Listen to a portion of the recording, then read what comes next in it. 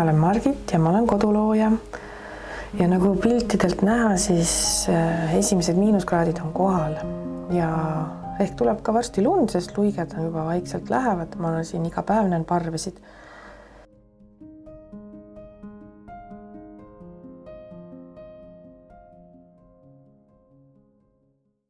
Ja mõtlesin, et linnadele võiks ka juba natukene hakata süüa panema, kuigi neil siin veel on õunu ja putukaid, aga meisterdaks midagi. Ja kuna ma nägin Instagramis ühte toredat meisterdust, kuidas okste vahel oli pandud need rasvapallikesed, siis ma mõtlen, miks mitte ka proovida.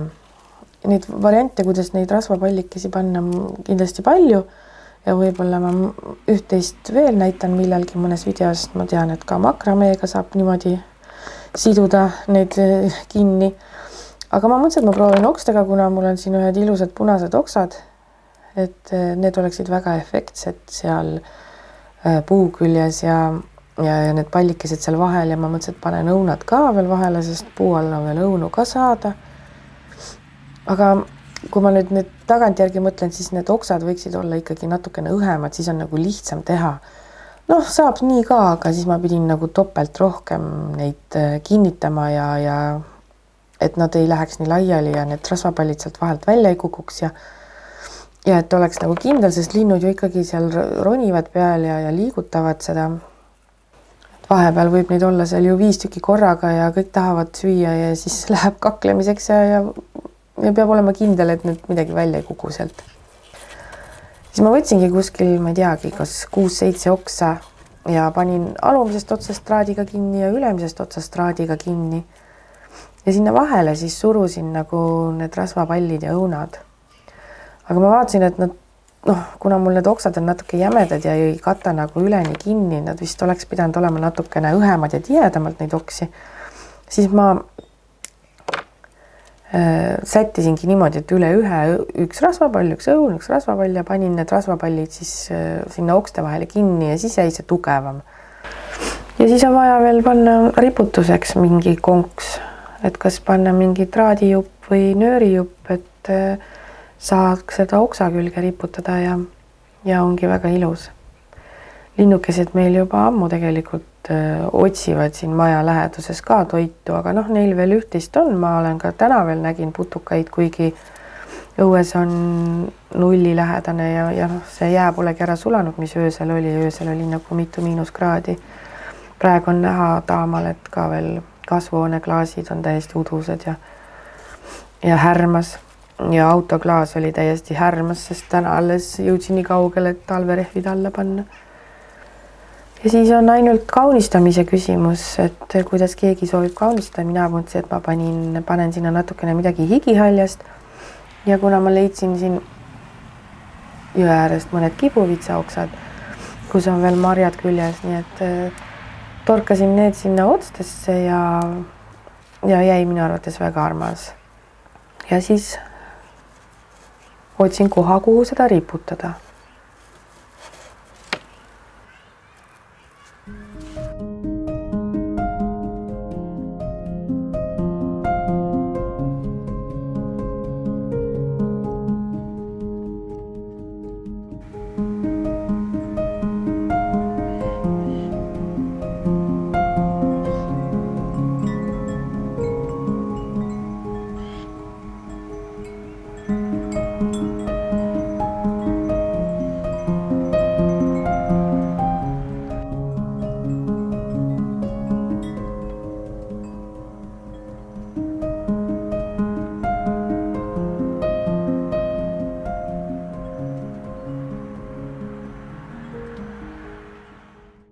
Nii, aga üks uudis on mul veel. Meil on uus beebi majas. See on meie beebi Murri. Ta tuli kuidagi niimoodi ootamatult ja eksprompt, sest lihtsalt üks päev nägin kuulutust ja see kõnetas ja helistasin ja toodigi meile kassipojakene. Et ma olin nagu valmis võtma ühe kassi juurde, kui ta on emane ja 3-värviline, ja leidsimegi. Ja siis ma leidsin Temust väga laheda prügikasti kleepsu, kuna ma hull rebaste fänn, siis ma mõtlesin, et see sobiks ideaalselt minu prügikasti peale. ja minu jaoks on see novembrikuu selline küünalde põletamise kuu, kuigi ma tean jah, et küünlakuu on tegelikult veebruar, aga minu jaoks hakkab küünlakuu juba novembris.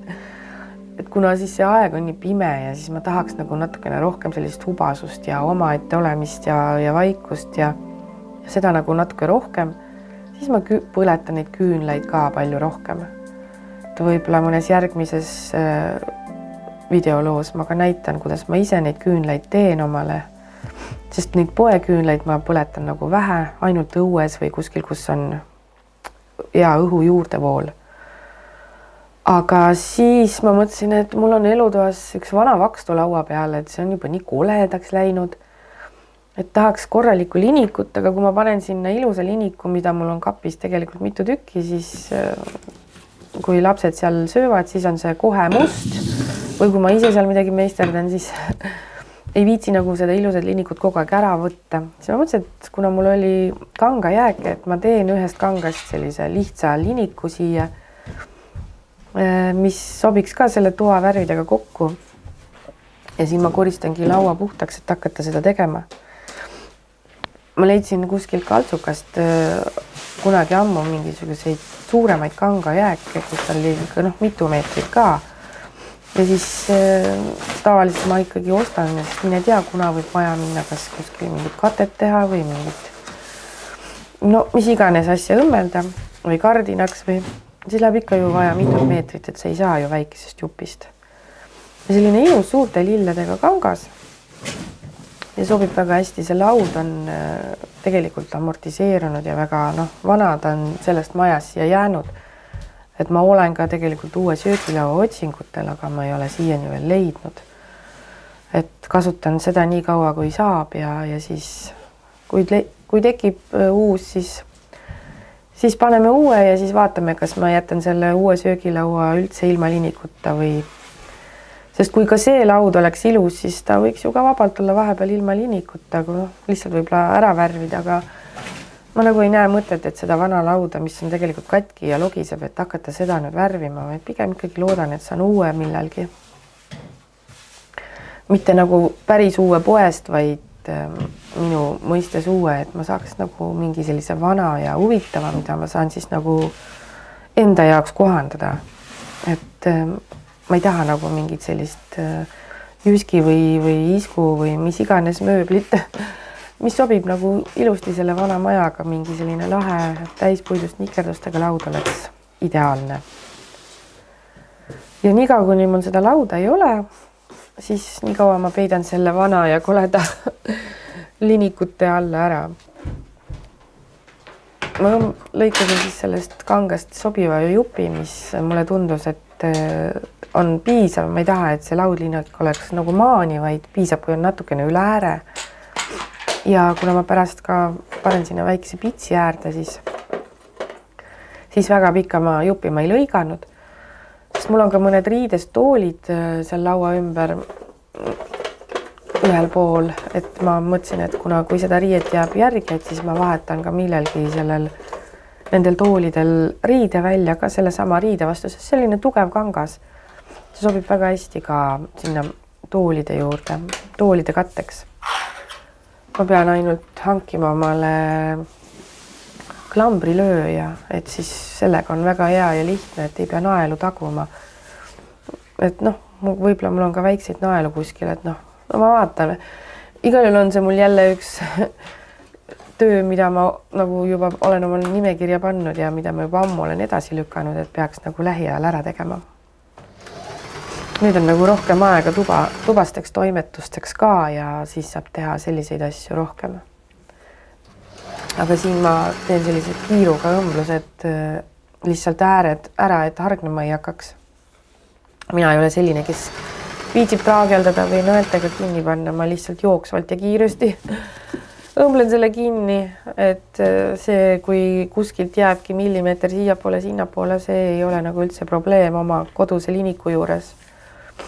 Ja sellise pitsi leidsin, mis on ka väga ilus, ka kuskilt taaskasutusest vist. Aeg-ajalt seal on selliseid pitsi jääke. Ja see oli täpselt nii palju, et ma sain ühte äärde seda panna ja siis ma mõtlesin, et ma panen köögipoolsesse äärde, et siis sealt kohe tuppa tulles on seda pitsi näha, et kui teisel pool istud, siis nagunii see ei jää nagu näha ja las ta siis olla ühepoolse pitsiga. Nüüd on vaja veel laud ära katta. Ja siis ma mõtlesin, et ka laua peale panna üks väike installatsioon, et kuhu küünlad sisse panna. Neid küünla aluseid on mul küll hästi palju, aga et teeks veel sellise väikse installatsiooni ka. Paneme siia kaussiga natukene kuivatud marju. Ja siis mul on üks selline metallist alus. Ja sinna on just ideaalne panna niimoodi paar küünalt ja siis kas panna sammalt või mingid, ma ei tea, käbisid või tammetõrusid, aga kuna mul on kastanipuud hoovis siis ja lapsed korjasid kastaneid, siis ma mõtlesin, et ma panen neid. Need nagu kaua ei seisa, aga ikka kipuvad minema selliseks krimpsu või siis lähevad hallitama või midagi, et aga mingi aja ikkagi seisavad. Ja jõulude poole siis vahetaks näiteks sambla ja käbide vastu või midagi sellist. Selline nüüd siis minu elutoa lauake. Ja kuna jõulukaktus hakkab ka kohe-kohe õitsema, siis tal on ka välja teenitud kohake seal laua otsas. Et see on ühest poest päästetud eelmine aasta üks. Ja video lõppu ma mõtlesin, et ma näitan, kuidas ma teen lehtkapsa krõpse. Siin on päevalille seemned, mis ma panin likku kuuma veega. Kuna ma teen neile ühe sellise nagu kastme peale, siis nad on nagu eriti head, nagu hullult head. Ma tõesti, kui see üks kogus, mis teen, siis see tavaliselt läheb nagu paari õhtuga. Et see on nagu köki-möki ära süüa, sest nad on nagu nii head lihtsalt. Ma ei tea, ma olen neid juba nüüd nagu mitu korda teinud ja ma pean järgmine aasta panema seda lehtkapsast rohkem oma laeda, sest mul ainult mingi 4 taime on ja palju sa siis 4 taimest saad. Ja nüüd, kus on juba ilmad nii külmad, siis ta nagu väga enam juurde ka ei taha kasvatada. Ja need varred, mis sealt järgi jäävad, need tugevamad osad, need ma panen siis pärast ühepaja toidu, siis ei jää midagi raisku. Need sobivad sinna väga hästi. Küpsevad väga pehmeks. Ja sinna kastme sisse tuleb siis panna veel küüslauku.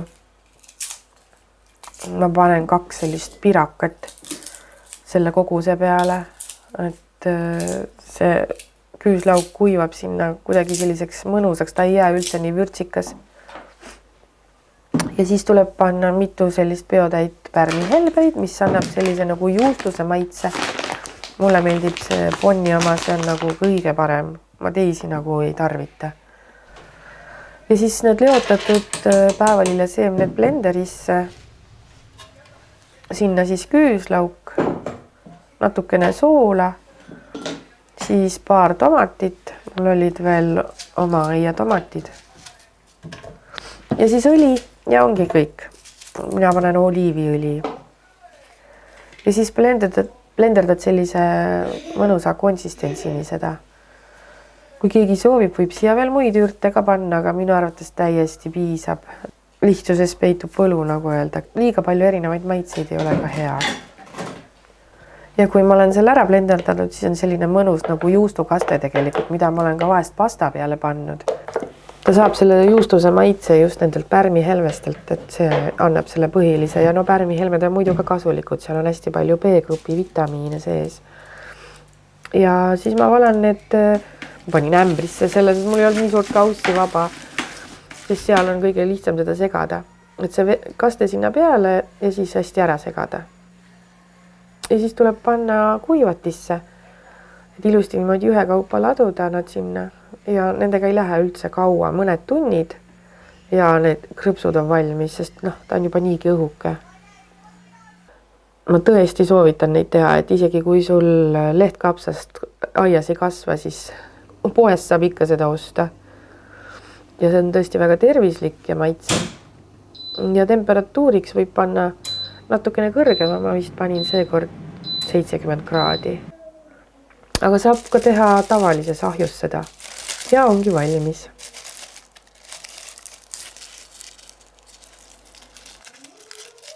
Aga selline sai siis tänane video. Ma loodan, et teile meeldis ja kohtume juba nädala pärast.